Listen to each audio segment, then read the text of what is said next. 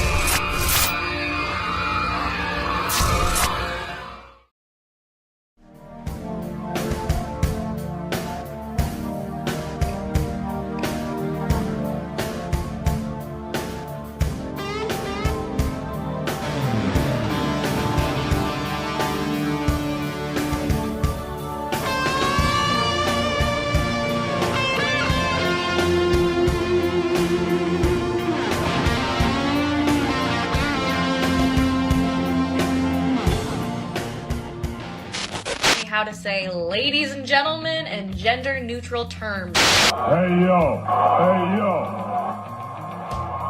hey yo.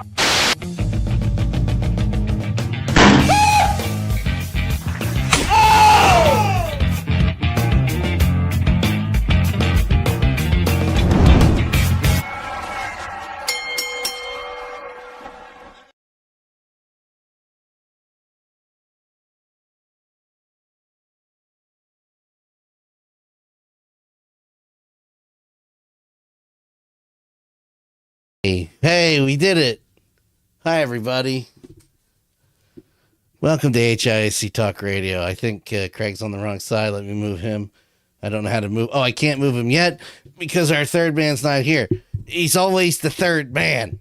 But is he the third man? He is. Yeah, but whose side is he on? Yeah, he's on that side. He's on that side. Welcome to HIAC Talk Radio. We have those things to talk about. And I guess before he gets here, I guess we could talk about how far back the Mets are. Yes, we can definitely talk about that. If they're still losing, as they were when I last checked the box scores, it's got to that point now, Dan, where I'm actually looking at other teams' scores now. Since as a Phillies fan, and for those of you who don't know, I'm in Philadelphia, and Phillies fan, that now we're into magic numbers now. So I'm actually looking at other teams. Yes. Oh. Yes. It's nice to see. It is nice to see. It's my favorite. I'm sorry, man. I'm sorry, Derek. It's just the way it is. Yes, I'm sorry you're a Mets fan too, Derek. It's just the way it is. Well, he had that good run in the 80s.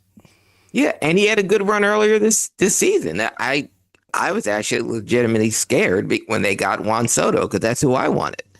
But when the Mets gave him a king's ransom, like they do for everyone they want to come play in New York, see Aaron Judge, give him all sorts of money. But that's the easy part. You have to actually, perform. And we still got time left. I mean, it's still August. We have all of September. And, we're only up 5. And as any Mets fan will tell you, especially if they were around in 2007 for the historical collapse, 5 games is nothing. When you're up 7.5 with 14 to go, and you still blow it, that's something else. Things could happen. Yes, things can happen. That's what I'm things saying. can happen. Things can happen. That 5 games is not that large a lead. And again, we have an entire month of baseball to go. Are you kidding me? Dan's mouth is agape. Breaking agape, yes. The breaking news. Nothing happened at Villanova. I thought it was an active shooter. It was a hoax. What the fuck? What kind of hoax is that? Bullshit. Dear members of the Villanova community, today, as we are celebrating orientation mass to welcome our newest Villanovans, and their family. God, why is that so small? And our families to our nobody's ever asked me that before. Our community panic and terror ensued with the news of a possible shooter at the law school. Mercifully, no one was injured, and we now know it was a cruel hoax. There was no active shooter, no injuries, no evidence of firearms present on campus. And while that is a blessing and relief, I know today's events have shaken our entire community. I would like to thank everyone involved in securing the safety of our community, especially our Villanova Public Safety Department and first responders from the Radnor Police and other police departments. I would also like to thank orientation counselors and all of the Villanova staff in attendance at the orientation mass who responded calmly and compassionately to a very frightening and unnerving situation. So some dipshit called in an active shooter scare on orientation day to Villanova At the law school. That's great. Congratulations, jerk off. Yeah, what was the end game there? Like, what was? What is the end game there? You're gonna get caught. The call's gonna get traced. And you're gonna get busted. And in this day and age, on college campuses, when there are actual active shooters and kids are dying, because everyone needs guns, and a good guy with a gun is better than a bad guy with a gun, and that's not funny. I'm sorry. I That's not funny at all. who do Well, I I mean, hope- that's great that's a hoax. I mean, I'm happy. Yes, I'm that, but I don't know why. I don't know. Next time, pull the fire alarm and run. Yeah, that's funnier. That's a hoax. That's funny. Throw a stink bomb. That's hilarious. Or like that- most say, give him the old fork in the eye. Yeah, rake the eye. That's funny still. His eye. You blinded him. And Derek, here's we were Steve back. talking about right before we went on the air. There was a active shooter situation at Villanova. It was a hoax. It was bullshit. Somebody called The it. hoax. Yeah, Okay. nobody got thankfully nobody got hurt and nobody was killed. But at the same time, somebody called it a hoax on orientation night. I mean, when I was in definitely middle school, I'm not sure about high school, people would call in bomb threats like every couple weeks because we all had to stand outside and wait for them to. So they would call in the threats, and then everybody would run out the back of the school, except me, because my mom ran a daycare and I didn't want to run into her in the streets and get embarrassed. So everybody would run away. Right. But yeah. Wow. That's crazy. Well, again, I'm glad that was I'm glad it was bullshit. Yes, that's bullshit, Misty. That is bullshit. Like I said, I'll take that over death, but that's just. I was watching TV just now. When did Jillian Michaels, the lady from The Biggest Loser, become a political correspondent for this country? When anyone who has a political opinion and is famous can be a political correspondent. Isn't that the workout chick? Yeah, the world's biggest loser. Yeah. That was her show back when it was a show, and here she's pro-slavery. Yeah, with an adopted black daughter. Why? What? Yeah. She said. She also said that slavery wasn't completely white people's faults because Africans enslaved other Africans. It was just so much going on. Yeah, and she never retracted what she said. She kept doubling down even after the other hosts on the political roundtable said, "You sure you wanna say that? Are you actually saying what I think you're saying?" Yeah. Yeah, only one race benefited from slavery. That's it. It wasn't, well, the Africans did it. Yeah, okay, well then the white guys stole their idea then, like they stole everything else. We stole everything else. Yeah, you guys took slavery, yeah, and built a country off of it. Mm-hmm.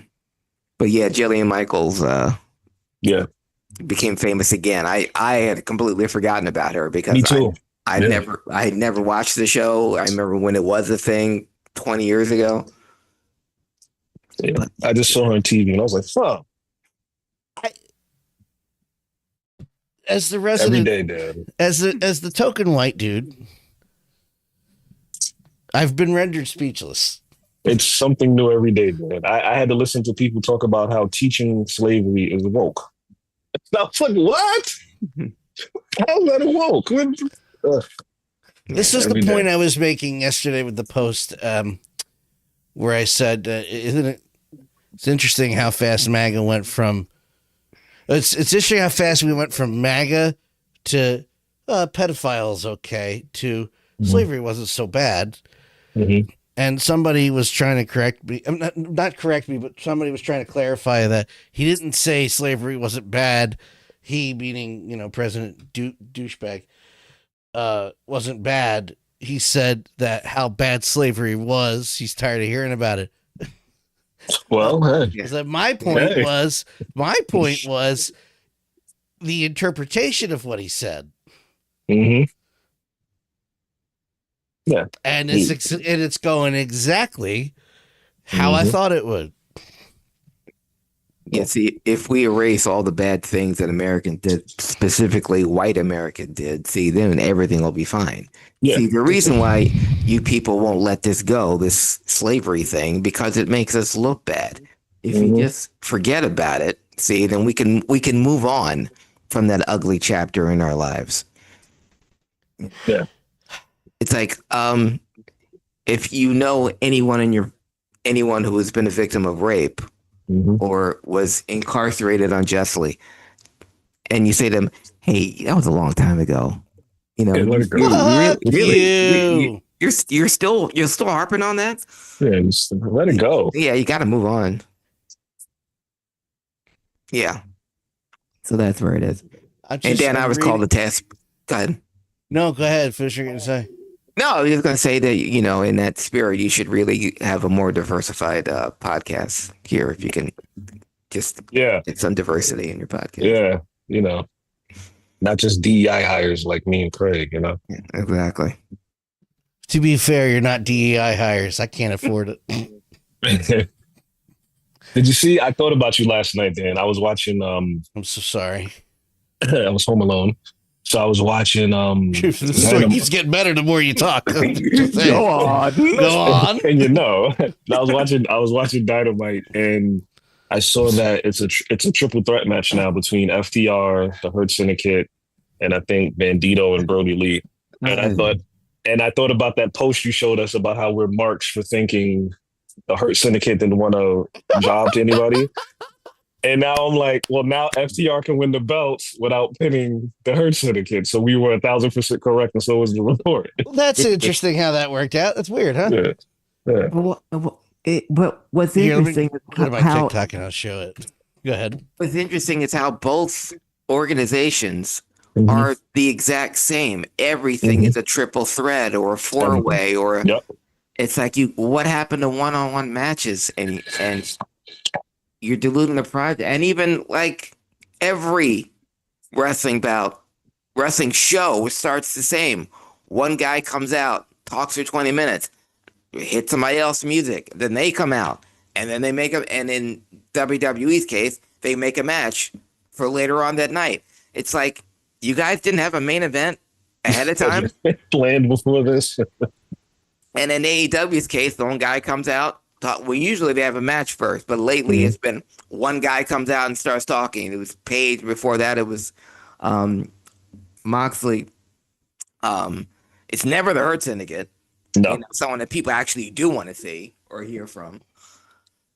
And then they start and then cue somebody else's music and they get interrupted and then they make a match for something else. In AEW, at least they talk about their main events ad nauseum the night of the show. I mean, you could still, actually have something next week, and our main event is, but that's long gone. But yeah, every single wrestling program is the exact same. They're losing me.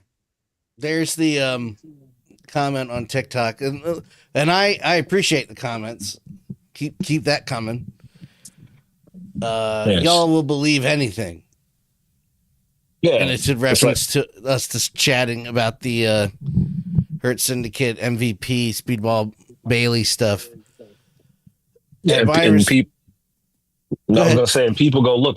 Speed, Mike Bailey and MVP, they made a video together. See, everything's fine. I said, or their boss said, let's make sure it looks like everything's fine, so we don't have a controversy or brewing. You wanted them to come on and be like, yeah, the report is right. We can't stand each other. No, nobody's gonna say that unless it's the elite and punk. But yeah, Yeah. So I just replied, care to update the statement? yeah, right, yeah. I don't know. Yeah, I didn't see that part. And I was still kind of frozen in fear about Jillian Michaels, but I guess I'm going to move on. Just, I don't even know. I don't even know. You know what? At the same time, they're like, we got to stop talking less about it. Mm-hmm. They're showing you're hearing why they should take more classes about it. Yeah, exactly. Maybe. But we are in a wrestling show there. However, whatever words I was trying to use. What was I trying to say? Triplemania happened on my birthday, everybody. Oh, happy belated. Yes, I'm old. Me too. That's all I got to say. How did we... I enjoyed the hell out of the show. I'm gonna get this out of the way. I know Craig hated this. I was ready for the puppets to fight. I know. But to see how invested Finn Balor wasn't on it, I was like, all right, sure. And they quickly dropped it, thankfully. But I don't know how I feel yet about WWE Triplemania. I don't know how I feel yet. Yeah, it's go ahead. No, I was gonna say, for it to be on a Saturday afternoon, I had nothing to do. That was nice. Yeah, I enjoyed it for what it was. I used to love Lucha Libre in like the mid '90s when my cousins would have tapes. So it's good to see AAA on TV. I didn't take it too seriously, and it's funny. Like I spent a lot of time just laughing, like I had put in the group chat. Judah, he loved it because of all the characters and the mask and stuff. So it was just fun to see him have fun. You know, it's good to see different crowds and stuff like that. I will say this: what's his name? Gran Americano. Yeah, he's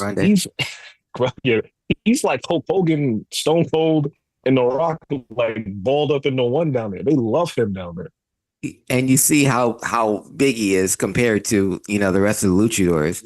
And and also I'm happy that Ludwig Kaiser, the El Grande Americano too, is actually getting a push. I was talking to Dan before we went on the air. The only reasoning I have is for putting the belt on El Hijo del Vikingo is to stick it to AEW because he did not get a good reaction after he won, and you could have put the belt on Americana or Dom, and the crowd would have ate it up because those were the two most over guys in the match, maybe the two most over guys in AAA. But I that's my only reason for putting the belt on Vikingo because he's a most recent AEW guy, and they want to stick it to them.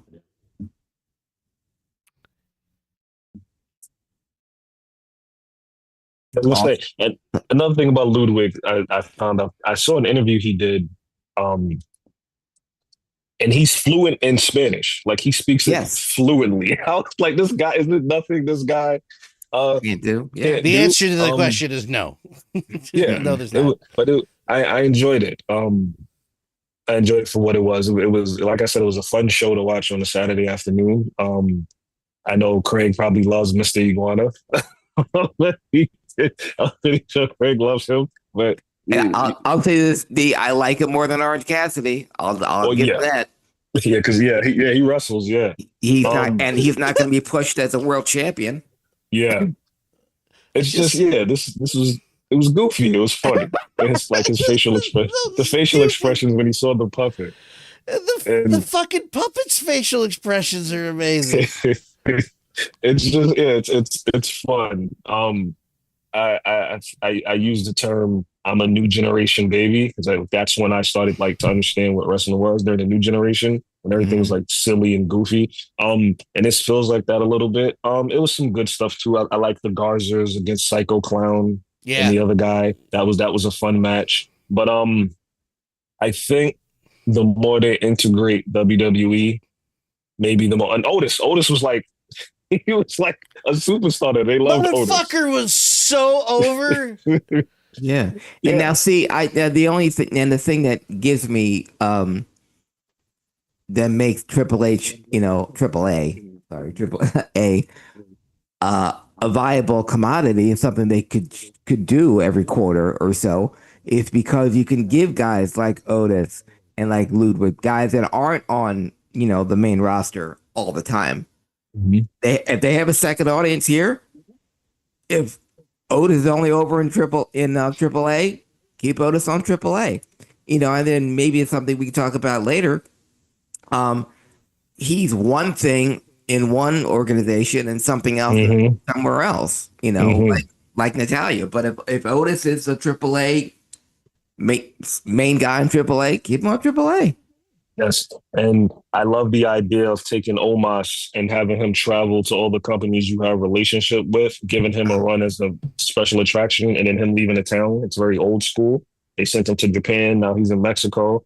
Hopefully he shows up in TNA. I like that because that's how you keep him fresh to the audience. And that's how you book a giant, D. I don't know why the living hell they couldn't do that when he was on the main roster, when MVP was his manager. Keep him as a special attraction. He doesn't have to wrestle every week. That takes the bloom off the rose. This was a national moment. They showed this on SportsCenter, and this is before the WWE deal with ESPN because it was such an amazing visual. I was dying laughing watching him turn around and not see him because he wasn't looking down. Well, when he tugged on his leg and Omos just shook his leg like something just brushed past him. Yeah, get off me. I love when he pinned Otis and JBL goes, "He's the only one in there protecting you, you little idiot. Why would you do that?" Can someone explain to me why JBL was there? He's been working with AAA. I don't know. He's been working with them. I believe it's a group with him, Conan, and I think Dolph Ziggler, and I think Alberto was in the group. So yeah, he's been working with them. Why I don't know, but if I'm not mistaken, he worked there, right? And early in his career, he worked in Mexico. That's what I was asking about. Is there a connection? I bet you there is, right? Well, Eddie, he and Eddie were tight, and he and Conan were tight. And before he found his footing as JBL, he was Justin Hawk Bradshaw in not just in Japan but in Mexico before he hit it on with with after GWF folded in the early 90s, he went to Japan and Mexico as Justin Hawk Bradshaw, and but just looking for any where he could wrestle before he got there you go, a WWE tryout. I think he was like the American Vampire. I think he was in AAA or CMLL when he was down there. Yeah, I saw him with face paint once upon a time when he wrestled in Mexico. But that's and kudos to Corey Graves, who was awesome during that show. Yeah. Oh wow! Yeah, and he was there in the early 90s. Then he would have been with Ray and Eddie and Conan. Well, there you go. Yeah, that's the picture I've seen. Yeah, that's the picture. Okay. Not everyone should wear makeup when they're wrestlers. Or should have 3-minute attached to their biceps. It's too Ultimate Warrior-ish, but I know that's the look he was. I know that's the look. Yeah. Yeah. That's Warrior. That's Warrior's thing. The only other person I thought who should have did that was Kerry Von Erich. Just him and Warrior should have been the only two allowed to do that. I'm so glad Sting took off the fringe on the jacket. He didn't go further with it. Thank you, because if I had to make Fringe a thing, I would have been a mess. I don't know what I would have done. Well, it was an entertaining show, and I guess my only worry, the follow up comment is my only worry is that this is partly my fault. I was expecting less WWE involvement. And I'm kind of not okay with that becoming more in the future. Like, that's just me. That's the whole point to me was keeping it separate completely. Not completely. A spot fest here or there, but that was a little too much for me. Well, they can't have especially when you're doing a partnership with another wrestling company, it can't be completely theirs. There has to be some type of WWE. And this goes back, to the Vince days, when he had partnerships with Smoky Mountain and ECW, they eventually got watered down. And the same thing with AAA. Right, with AAA, it was about 70-30, but, that well, number Craig, I was thinking that maybe 2025 and Royd Stomach Boy would have figured. Royd Stomach Boy would have figured maybe not repeat the same shit for the last 60 years. Yeah. I was giving him too much credit. The only thing I can hope is that Ray and Conan fight to keep the spirit of it alive. Whether he listens to Ray and Conan, I don't know. But because even if you hold on to like some of the traditional lucha libre stuff, like they could make millions of dollars on a Ray versus Dominic Max versus hair match. You see what I'm saying? So you could take two WWE guys who are, Ray being a legend down there, and you could put them in a AAA, a lucha libre thing. You could make tons of money. I hope they've learned their lesson. Nobody wants to see WWE light. The whole excitement about you acquiring something is that it's something different that you can show to a new audience.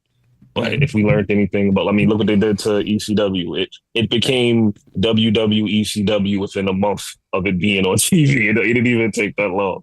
Yeah. It's an ego thing. You remember way back when, going back to AEW, when Collision was supposed to be Punk show, it did really well, and it got even better ratings. And then what happened? Yeah, they let Jack Perry on the show, and the rest is history. Shut up, Derek. But you see, also, but they're leaving TNA alone. Yes. Well, they were. Trick, your NXT guy is still your TNA champion, so not completely. That's what I wanted. Alone, but it's WWE is trying to monopolize as many wrestling organizations as possible, and which it's a double-edged sword because we'll get to see more people on national television than we probably wouldn't before. And like I said, with Otis, you can get guys that you don't have anything for on their roster there, and they can find a following, which would be a good segue to my other topic I brought up. That would be, AAA would be a great place, or TNA would be a great place for Karrion Kross if he's gone.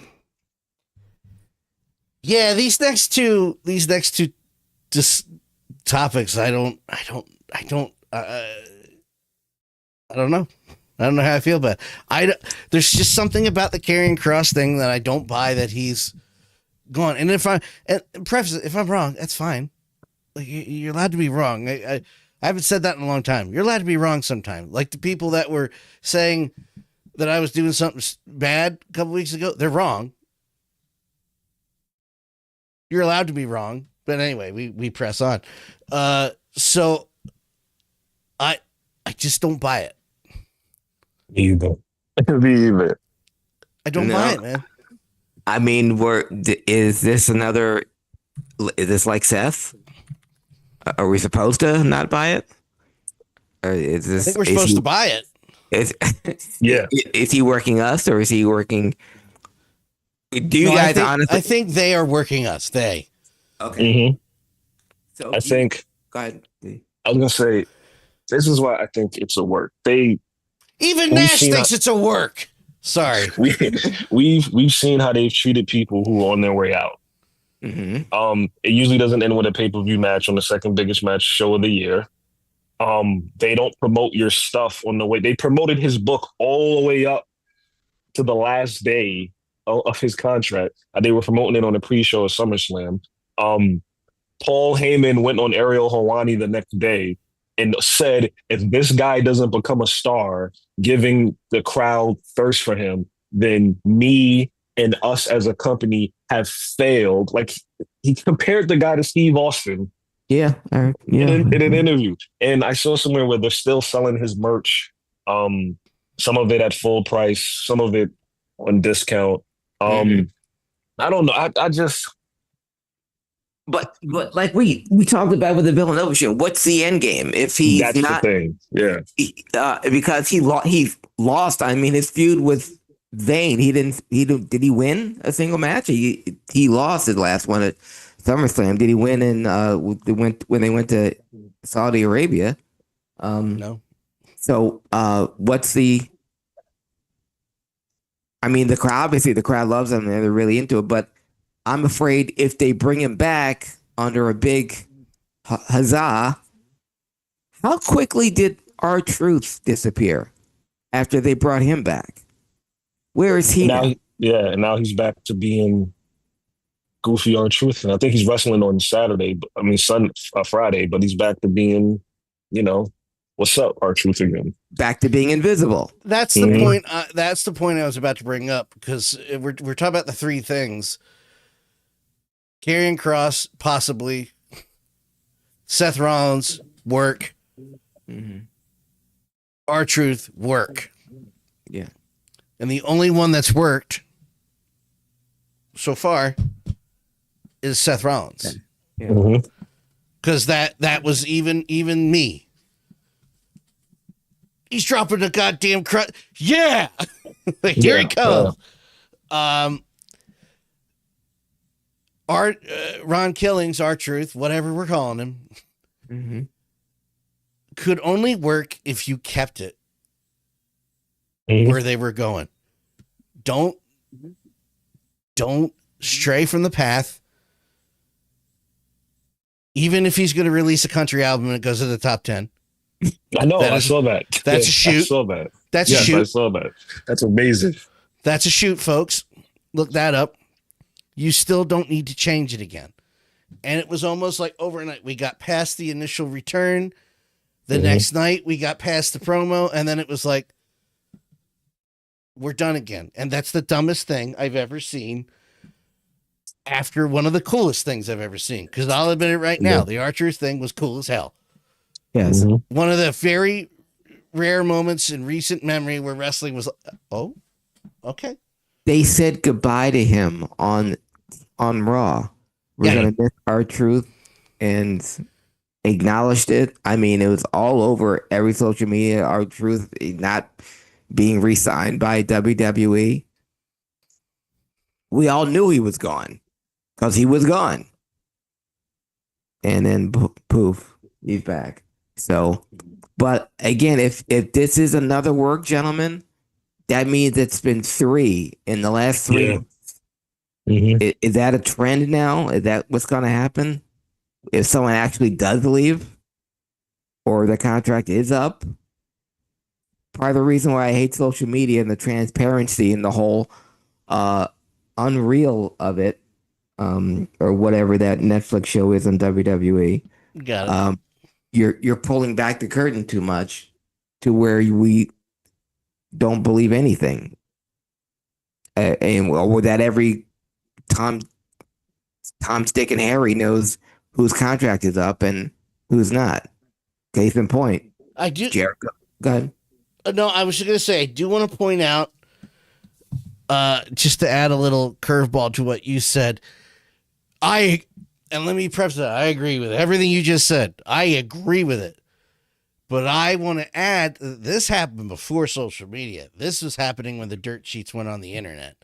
Anytime somebody was jumping from Nitro to Raw or Raw to Nitro, or if somebody was leaving the WWF or WCW, the first fucking article was always, "Oh, it's a work." Yeah. "Oh, this is just a work. This is part of the story. It's a work." The last one I remember not being a work is Jericho's initial leaving of WCW to WWF, like a month before he debuted. Mm-hmm. I mean, the sign you saw the signs in the crowd the day he debuted. Yeah. Everybody knew it was the worst kept secret, but also the best reaction I've ever heard in the last 30 years. Oh, when that Jericho popped up on the screen, Yes. To this day, it's still my favorite debut of all time. Period. I mean, people thought Cody. When Cody left AEW, I remember that morning, everybody, when they announced it, people were like, "Oh, it's a work. He's going to run ROH. He's just, and, this and that." But like you said, the thing about the Kross thing is, it's like, what's the end game? Unless he comes back, shaved head, Killer Kross, Karrion Kross is dead. That's the only way I think this is a viable thing. He's got to be Killer Kross, and he's got to go all the way over. None of this cutting off his nuts R-Truth thing that they just did. They got to go all the way with it. I don't care how long it takes. Go all the way with it. Commit to it. And you have to push him. Legitimately push him. Because, I mean, we're looking at Roman's going to be gone. Cody's going to be gone. There's a vacuum there. Yeah. So you need to create new stars anyway. Yep. So why not Kross? I'm still waiting for Ricky Saint. There it is. Boom. Yeah. Oh, people went nuts. Dude. The crowd went banana. Even on mute when there it is. You see the lady stand up, and then it cuts to his name. I can still hear it, and my nipples get hard. Yeah, you can hear it. Yeah. And he's got.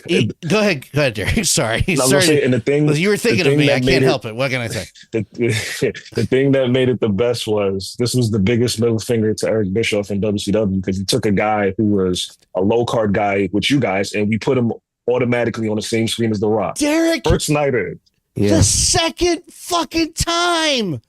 The first time it was a little slow burn. Because again, I want to restate 2 weeks later, who the fucking WWF watches Steve Austin cut promos in the WCW, and then those ECW promos and goes, "We're going to put you with Ted DiBiase, don't say a word." Shave your head like Bruce Willis in Pulp Fiction. Huh? Thankfully, that worked out.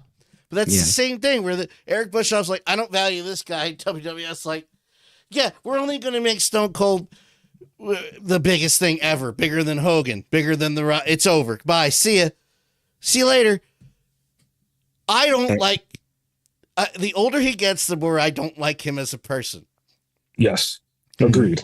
As a wrestling talent, it's awesome. He is part of two of my very two favorite moments in wrestling history. They're both in my top 10. And that's, Craig knows what I'm talking about, Slamboree 98. Well, you know what I'm talking about too, Derek. The Slamboree 98.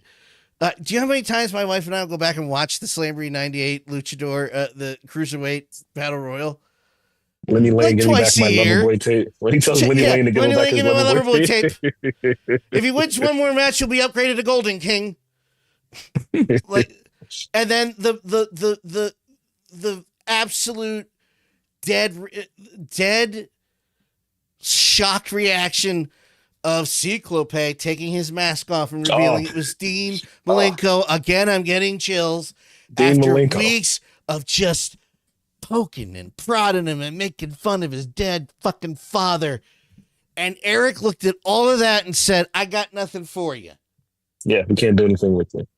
And Jericho Jericho even said in his book, the pop he got, you hear it from Dean Malenko taking off his mask, was louder than the pop he got when he debuted in WWE. So I disagree with him there, but I'm going to take his word for it. He was He said, and he would know. He said, the pop I got at Slamboree '98 with Demon Like it was louder than any pop I ever heard at a Fozzy show was louder than when I debuted in WWE. Well, certainly. Listen, Jericho. What makes it great is when you're playing that against the pop that you're hearing, and it cuts to Jericho just being a cartoon character going, blah, blah, blah, blah, and then trying to attack him, and then Malenko, and then if you didn't think it could get louder, when Malenko connects that first punch, it gets louder. Mm-hmm. And it's just the Worcester Centrum. It's not that big of a place. It's no bigger or smaller than any other hockey arena. But people were standing. They were standing when that's not Cyclope. You can still hear Tony's voice. And then Bobby going, that's Dean Malenko. Jericho, you're in big doo-doo tonight. Oh, man. Awesome. But who the fuck? But, well, we got nothing for you. And then they follow that up with the conspiracy theory thing, which is still some of the best TV, if not the best TV he's ever done. Mm-hmm. Going into the Library of Congress, finding the NWA rule book, talking to the lady in front of the White House. So then, like, Malenko came in, but he was not supposed to be there. He was not. And she's just great. And I had nothing for you. Yeah, I mean, even the stuff he did with Goldberg. When he was going, every time Goldberg wouldn't come out, he was like, another win for me. And they just they wouldn't even. He's 3-0. He was like they wouldn't even let. He said he can squash me. It doesn't matter. Like, and they wouldn't even let him do that. Right. Which is great because backstage you find out he smacked Bill around a little bit. Which I was like, all right, at least he's my asshole. You know what I'm saying? Yeah. Jericho redoing Trips. Mr. Paul, you don't look so bad without your shirt on. I mean, look at me. With all due respect, please don't fuck this up. Yeah. Please push him. Hey, push him, and if it doesn't work out, then you fire him. Yeah, we try. You can say we tried. But give him a shot. Everybody can shut the fuck up when it fails. Yeah. But the one thing that Triple H does have, I mean, is booking is a little suspect right now because it's the same goddamn show every week, and it's triple threat this and 4-way that. But he does understand the value of creating new stars, and that's something that they need to do. And if guys are getting themselves over, like Kross and like LA Knight, you have to reward them. Amazing. Yeah. The one we had playing, nobody can see it now, but the one we had playing was like, stop writing the promos, let them do it. Mm-hmm. Craig and I have been saying that for 15 fucking years. If you look at Naomi, by the way, congratulations, Naomi. If you look at her promos, they don't seem scripted. No. I don't think anybody can write the things that Naomi says. And that was them taking a chance on Naomi. And God bless Naomi, because I think when she turned heel, that was supposed to be more about, it was supposed to be more about Bianca and Jade. But Naomi did so great about it. She rose up above everything. Mm-hmm. So you give people the chance when the iron gets hot and see what they can do. And this Kross thing, like I said, if he comes back with Killer Kross with the Woody Harrelson shades from what's the show, Natural Born Killers. Natural Born Killers, yeah. Let him and Scarlett, who is amazing. All she does is just sit there next to him. You haven't allowed her to even scratch the surface of what she can do promo wise. You have money, and like I said, if it doesn't work, you go, "Hey, we tried." That's all. Yeah. That's all you can say. We tried. Mm-hmm. I'm looking forward to seeing how this plays out. The Kross angle and just so many other things. Again, another vacuum. Naomi is gone. Naomi is leaving. That's Big Jim, Netflix and chill. Great stuff. But you have another vacuum. You have another girl up. You know, who do you push someone else? Bianca's going to be back soon. That's one thing. Is Jade Cargill still on the table? Is the bloom off her rose? No. Okay. I don't think so. They just got to get her out there. Yeah, and you can make her a cocky monster heel in a heartbeat. Mm-hmm. I guess it looks like they're going to turn Bailey heel, which I'm fine with because she was stale. Oh, I loved that fucking promo. That Yes, segment this week, it was great. Yeah, it looks like Asuka is going to turn heel, so that's great. You got to imagine they're going to call up Jordan Grace soon. There's not really much for her to do in NXT anymore. And so there wasn't much for her to do in the first place. It was a foregone conclusion. Yeah. I figured she wouldn't make it to the end of the year down there. But and like Dan brought up that he wanted to bring up later in the show, you could always take Bloodsport Nattie, yes, and make her a top heel on one of these shows. Just let her be what she does on the indies, and she could be a top heel. Wonderful segue, Derek, because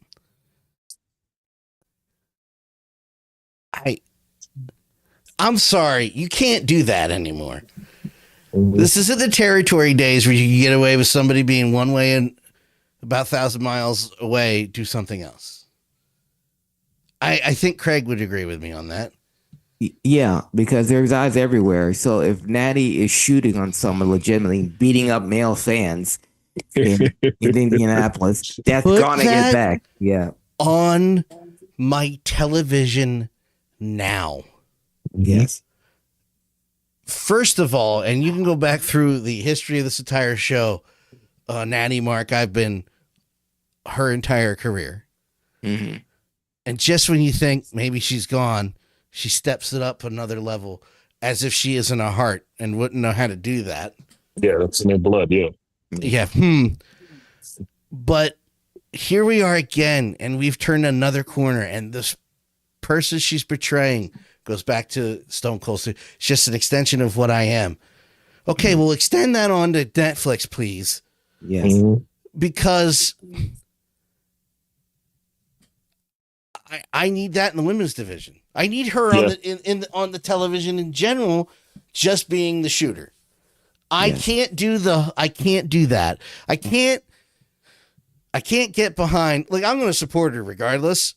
But in my opinion, like the segment this past week, it's a lost cause because she's coming back as Natalya. She's going to lose. She's going to lose the match, which is what she is.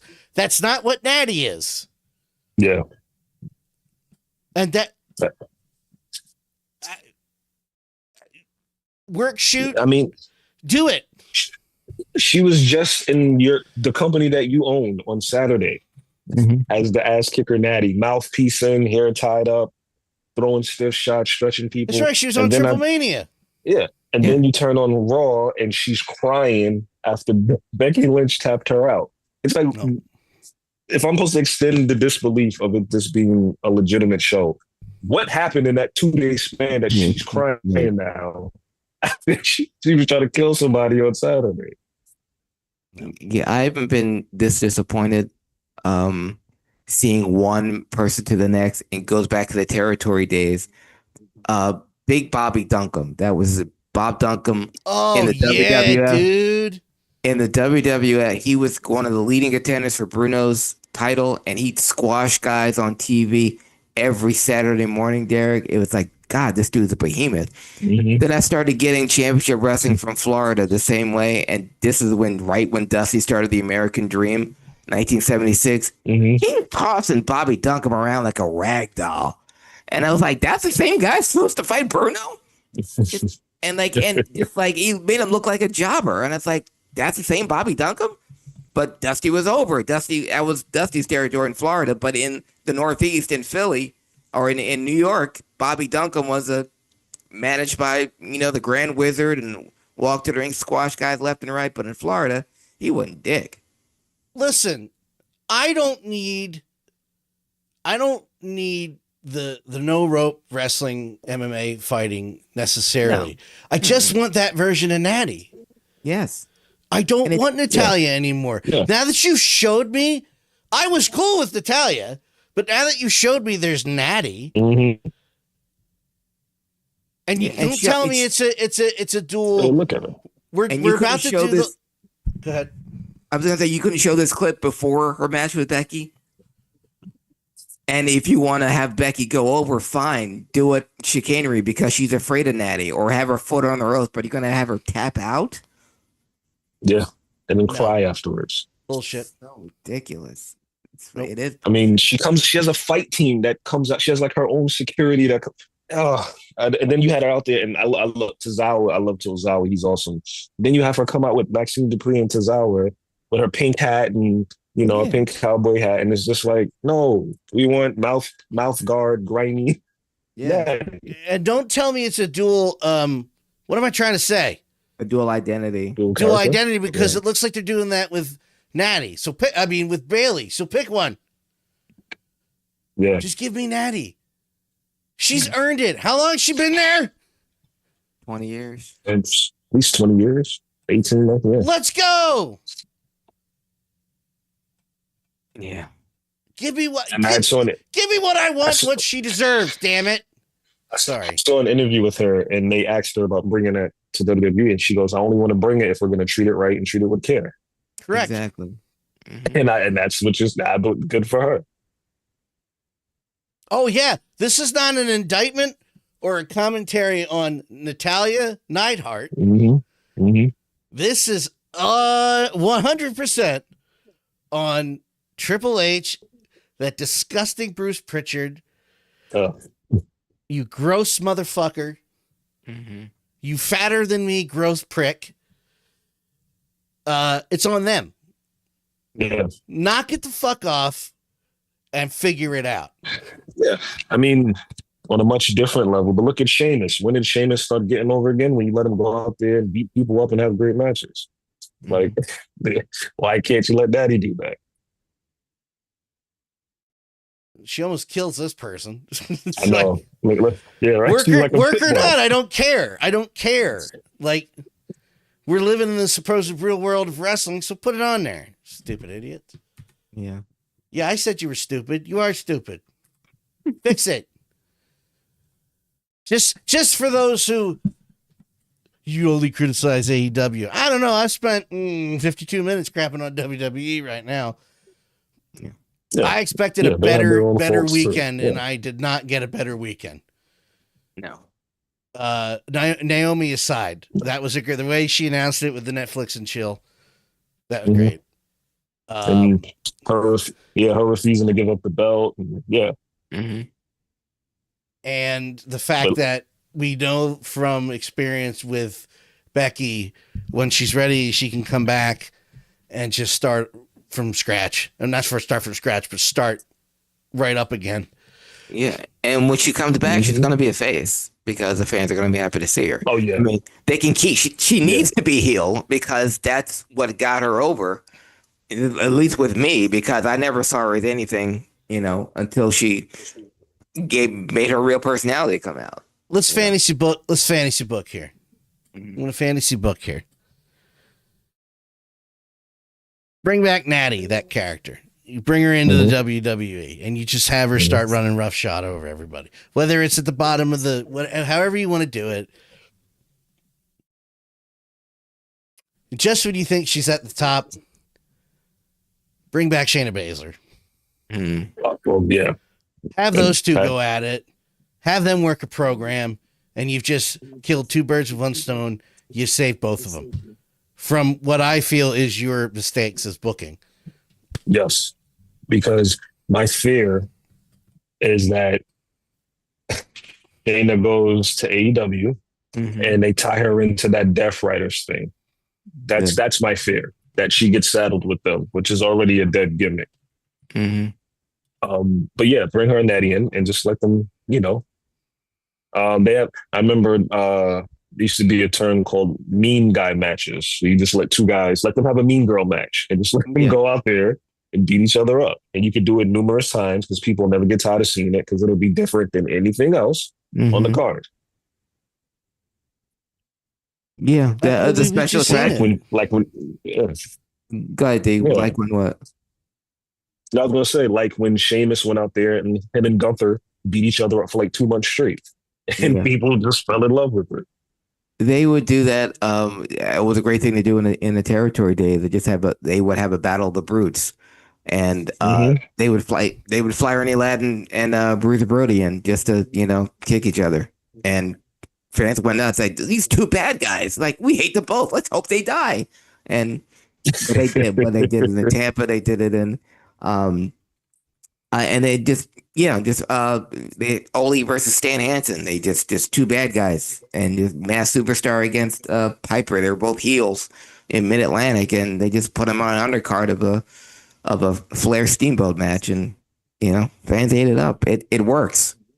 Yeah, I remember like around 96, maybe 97 on Raw. They had these thing called tough guy matches. Yeah, and I remember the Brawl for It All. You mean? No, I think this was before the Brawl for It All, and they would just take like one week it was Mankind versus Vader. And they just beat each other up. And then the next week it was Stone Cold versus Mankind. And they just it was just random. But the matches were built on the fact that these are just two big bruising guys and they're just going to beat each other up. And sometimes that stuff sticks out. Like Hobbs versus Mero, it sticks out on a card full of stuff not like that. I remember one Saturday night's main event. It was 86. Out of nowhere. It was Randy Savage versus Jake Roberts, and they were both heels. It was a cold match. It made no sense, and this is 2 years before they had an actual feud in the Snake area. But yeah, just out of nowhere, they had Savage versus Jake, and they were both heels. Mm-hmm. It's okay. Yeah, it works. Yeah, Finley versus Regal in WCW. They just went up there and beat each other up. Yeah. That's okay though. That is okay. Yeah.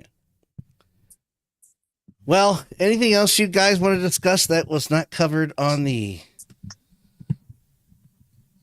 pre-match list or whatever the thing is called?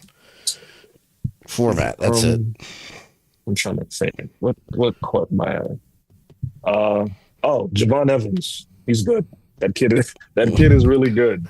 I thought when I first saw him, I thought he was going to be broken in half. I thought he was going to be like the Mikey Whipwreck of NXT, but man, has he grown on me. That's me. Yeah, that match.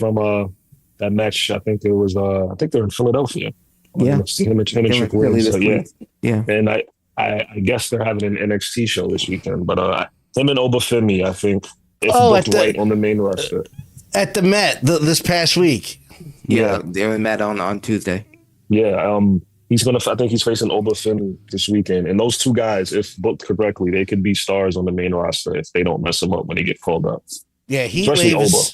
Oba's got Sunday. Yeah, Oba has WrestleMania main event looked all over him. Yeah, and like I said, I hope what doesn't kill it for him is when American Gladiators premieres and he talks with his real voice, with his real name.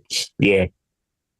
Because I don't know why they gave him this stupid name anyway. NXT comes up with the stupidest fucking names, but really stupid. You really can't. Stupid. That he is a marketer's dream because he's got the look, he's got the height, he's got the everything, and they're booking him correctly, like they always do with the NXT talent. That's why the NXT talent is, you can have an NXT Hall of Fame of guys that were just the greatest thing on NXT, but nothing on the main roster, going all the way back to Adam Cole, baby.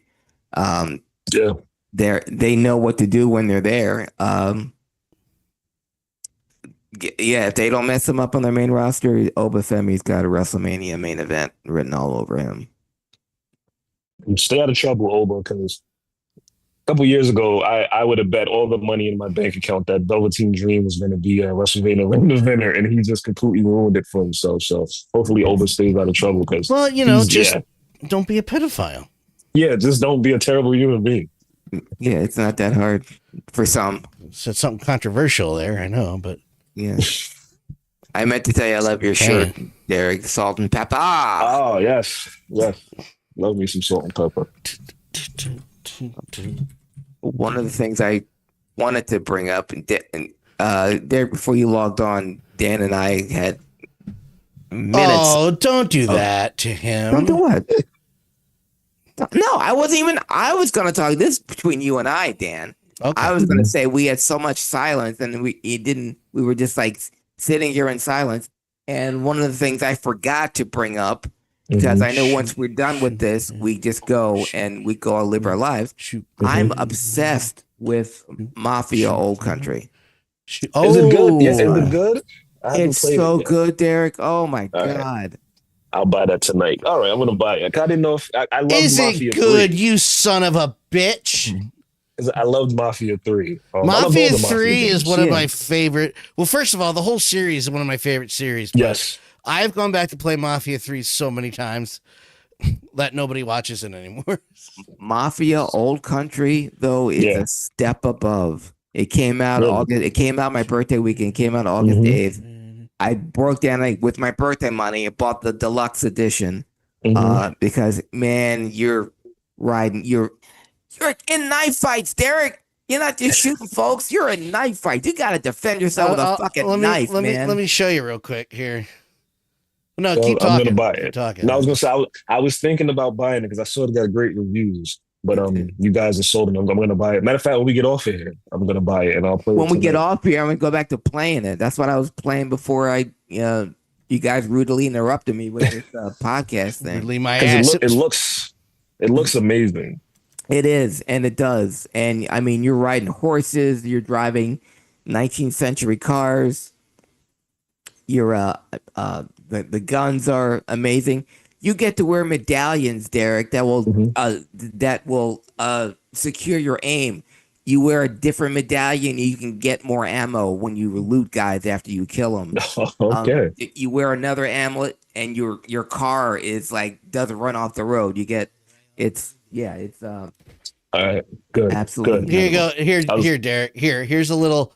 The game's great, but this is something I did on the fly because I just thought it was funny. Come on. Here you go. You'll see. This is how you start knife fighting. This is your training session. Mm-hmm. Oh, you want to be cut to ribbons. That's like until you see an opening. look at that. And it's not like other than you spamming the button. Up to that point, it looked shit out of it. Up to that point, it looked really lifelike too. Like it looked like That's lifelike. I do that. Pop, pop. One of the things I love about this Mafia 3, I love the open world. And this is not quite the same thing, but I love being able to, you can interact with anything just like Mafia 3. There was endless possibilities. If you're supposed to do one thing, there's 80 other things you can do on the way to get to that one thing. And you're in Italy. The Italian countryside is absolutely beautiful. And if you're playing during the course of a day, the sun will go down and it's dusk. And yeah, everything is absolutely magnificent. And the tale of Enzo and God, what's her name? Ingrid? Isabella. Yes, love story for the ages. What is wrong with you? It's Isabella. All right, good. So I'm gonna buy it as soon as I get off. I'm gonna buy it. Yeah, so next time when we're on here, we can all talk about it. Yes. Yeah, I'm gonna play it live on stream Saturday again. Here, actually, I will stop that so you don't get spoiled. Boop.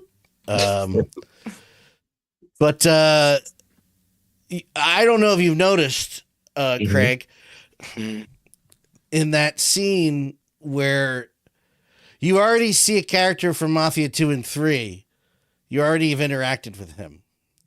Really? Yeah. So, you know, Leo Galante, who shows up in 2 and 3, he's the old mob boss. Oh, yeah. Yeah. He saves your ass in 2, and he comes in at the end of 3, like, all right, you're running the town. You're going to cause a problem? Well, I ain't got no problem with you guys. You cool. He is a young man right before that first sneaking around thing. Really? He's playing chess with his father.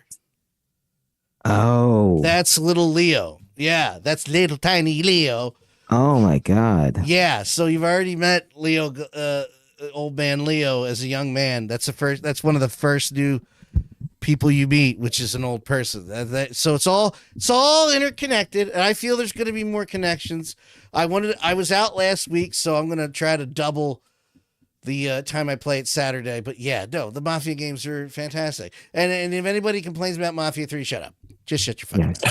Just shut your It's repetitive. Yeah, no game's repetitive. Every game is brand new and I'm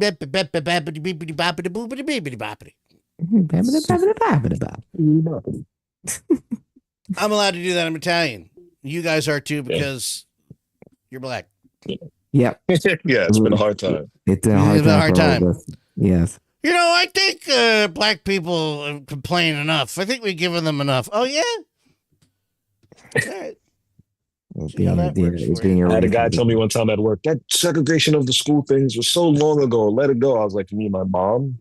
It's like 50 years. Was it 50 years ago, you cracker? You mean my mom? Because she went to segregated school. Yeah. Hey, Ma. Here, he called Mom up. Hey, Ma. Tell them what they did. Your first day. My friend Bill here thinks you should get over it now. Yeah. Tell them about how they spit on you, Mom, when you were a child. I just wanted to learn math, and I'm getting spit on by a bunch of white, pale, transparent motherfuckers. Right. Craig, where can people follow you, sir? They could follow me on Facebook, Instagram, Twitter, and Threads. Also, on this date, I think I put it excuse me, on my Facebook memories a while back, but August 21st, we're recording this on August 21st. August 21st, 1979, an American Dream realized. Dusty Rhodes won his first NWA Heavyweight Championship, and when it came out, the pictures came out in Pro Wrestling Illustrated. I cut them out of the magazine and I taped them to my wall because that was the biggest Dusty Rhodes mark ever. So when he actually won the NWA Championship, even though the magazine came out 4 weeks later, I was still so happy and ecstatic that Dusty Rhodes fulfilled his American dream, only to have it dashed 5 days later. He won the belt from Harley Race August 21st, 1979, lost it August 26th, 1979, had a 5-day world title reign, but 3 title defenses in those 5 days. Jeez. That's how it was. And the tag team match back then, kids, you wrestled every day. And if you were the NWA champion, you had no days off. It's funny you mentioned cutting it out and put it on your wall. When I was a kid, I don't know if it was PWI or what was the other one. Was it The Wrestler? The Wrestler and Inside Wrestling. Yeah, maybe it was Inside Wrestling. And they would have like the rankings from all the different companies. Yeah. And for some reason, they hadn't even debuted on ECW yet. They were still in Smoky Mountain. I had New Jack Mustafa with D'Lo Brown. I cut it out and I hung it up on my wall just because they looked cool. I had no idea who they were. I was just like, these guys look cool, and I had to take it up on my wall. Yeah, they were cool and way ahead of their time. You know, when we talk about, and then Dan, you asked us a while back, Black History Month, how have we come a long way? Had the Gangsters been something during this social media era, they would have been the most over tag team on earth because their promos, their look, credit Jim Cornette for doing something and knowing exactly where he was and what would get heat with those guys. And yeah, you were right, Derek. They did look cool. I hadn't seen them either, and I was a tape trader. So I was looking for any matches with the Gangsters, especially when they had their Pro Wrestling Inquirer had their year-end awards, and New Jack was like in the top 5 best promos of 94. And I hadn't heard him speak, but it's like, I gotta hear this guy speak. If he talks as good as he looks, yeah, I gotta hear it.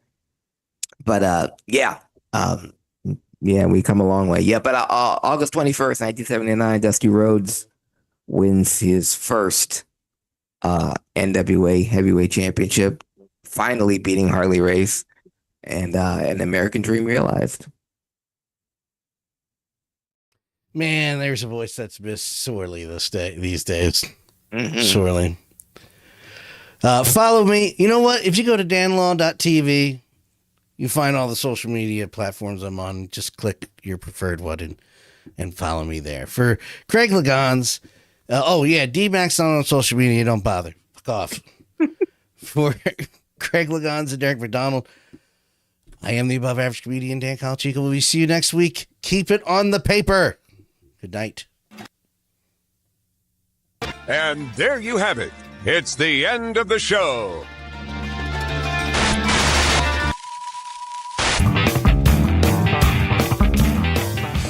It's the end of the show, motherfucker!